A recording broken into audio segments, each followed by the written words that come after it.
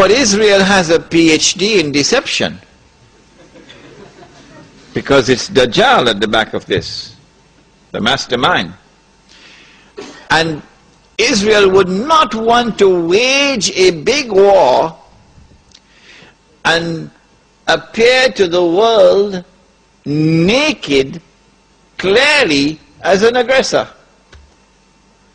No, that's not deception. Israel has to wage her big war and make it appear as though she was only defending herself. The only Muslim I know of who has had the capacity to be able to penetrate the deception that has been going on all these years, the only one I know of, was a man who never went to Al-Azhar University. Now, he wasn't the Sheikh. His name was Malcolm X. He's the only man I know of who had that eyes which to see and could clearly recognize the strategy and the deception. Read Malcolm X. How is Israel going to launch this big war and yet get away from being perceived by the whole of humanity as the aggressor, blatant aggression? You have to come with a good strategy. The strategy is this. Ariel Sharon goes into Masjid al-Aqsa with 1,000 Israeli military with him, with their shoes on, with the full knowledge that this calculated act of extreme provocation must have a response, a fiery response. And as the flames of the new intifada emerge, you must keep it burning by committing upon the Palestinian people more and more atrocities that drive them into a greater and greater rage. This is planning, this is strategy, this is not happening by accident. As Israel unleashes this barbaric oppression upon the Palestinian people, you must have a television station which you plant amongst them, which will cover this, that your Egyptian television would not cover, and your Jordanian government would not allow on Jordanian television, so you create something called Al Jazeera. And the Arab masses believe Al Jazeera is their station. This is the only place in the world we can get authentic information, Al Jazeera. So Al Jazeera is now used to portray all the atrocities. And so around the Arab world, the masses only have to tune into Al Jazeera and they know what's happening. And so the Arab masses become more and more angry. More impending scenario in which, like the domino effect, governments around the world of Islam, they will claim, are now going to fall. And the world of Islam is rising up now. And one-eyed Muslims, of course, are going to believe it.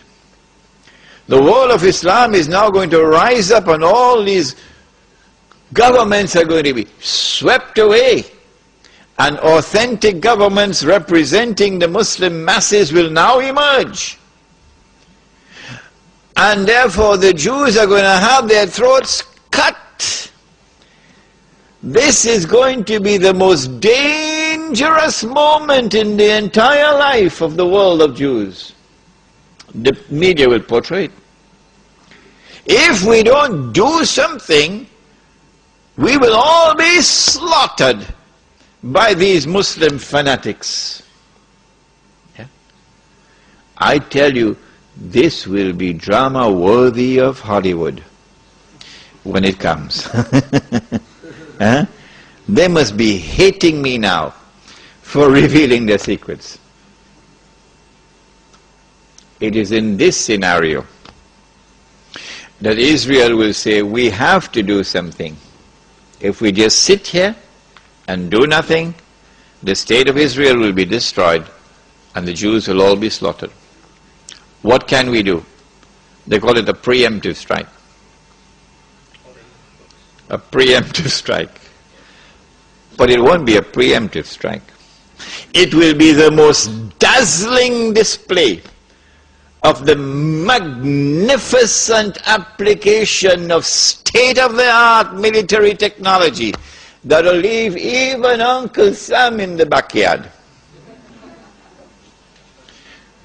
A war like Uncle Sam has never seen and could never wage. That is what Israel is going to wage. Do they have the technology?